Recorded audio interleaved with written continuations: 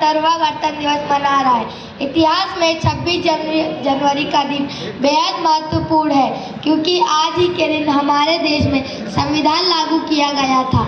इसी दिन डॉक्टर राजेंद्र प्रसाद जी ने भारत के पहले राष्ट्रपति के रूप में शपथ ली थी। 26 जनवरी 1950 को ही देश को पूर्ण रूप गणतंत्र यानी गणराज्य घोषित किया गया था। 15 अगस्त 1947 को हमें अंग्रेजों से आज़ादी मिली थी। इसके करीब 3 साल बाद हमारे देश में संविधान लागू किया गया। संविधान की मसौदा समिति की अध्यक्षता डॉक्टर भीमराव अम्बेडकर जी ने की थी। गणतंत्र दिवस स्वतंत्र भारत की भावना का प्रतीक है। पर संविधान का अर्थ क्या है? संविधान का मतलब है संविधान। सम मतलब समान और विधान मतलब कानून। इसी तरह वह सारे नियम और कानून जो सभी के लिए एक समान है। हमारे संविधान की अनेक विशेषताएं हैं। भारत का संविधान दुनिया का सबसे बड़ा लिखित संविधान है। संविधान ने हमें हमारा सार्वभौमत्व प्रदान किया है। उसमें समता, स्वतंत्रता, स्त्री पुरुष समानता, जीने का अधिकार, कानून का राज, उपासना की स्वतंत्रता इत्यादि है। इसका अर्थ और सामर्थ्य हमें समझना चाहिए। भारतीय नागरिकों को 6 मौलिक अधिकार मिले हैं। पहला समानता का अधिकार, दूसरा स्वतंत्रता का अधिकार, तीसरा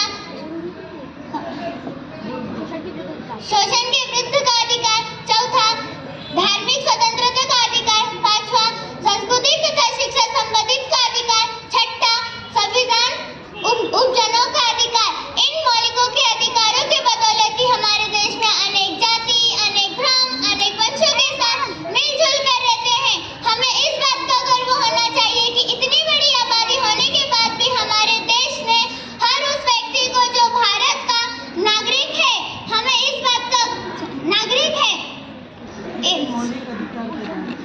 सभी मौलिक अधिकार प्रदान किए हैं, क्योंकि इसीलिए हमारे देश विश्व का सबसे बड़ा प्रजासत्ताक देश है।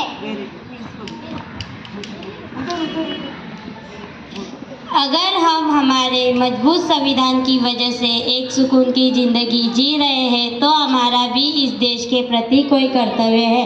ऐसे ही कुछ कर्तव्य है जो हमें निभाने हैं, जो है पहला, संविधान का पालन करते हुए राष्ट्रीय ध्वज और राष्ट्रीय गान का सम्मान। दूसरा, स्वतंत्रता सिद्धांतों का पालन। तीसरा, भारत की संप्रभुता और अखंडता की रक्षा। जब आह्वान किया जाए देश की रक्षा करें और राष्ट्रीय कर्तव्य का प्रदान, भाईचारे की भावना, मिश्रित संस्कृति को जीवित रखना, प्राकृतिक पर्यावरण की रक्षा करना, उत्कृष्टता के लिए प्रयास। सभी माता पिता और अभिभावकों की जिम्मेदारी है कि वह अपने 6 से 14 साल के बच्चों को स्कूल भेजें। तो बच्चों और यहाँ उपस्थित सभी सदस्यों, आज प्रजासत्ताक दिन के अवसर पर हम यह प्रण लेते हैं कि हम हमारे अधिकारों का अनुभव करते हुए अपने कर्तव्यों का पालन करेंगे और भारत को विश्व का सर्वश्रेष्ठ देश बनाएंगे। जय हिंद, जय भारत।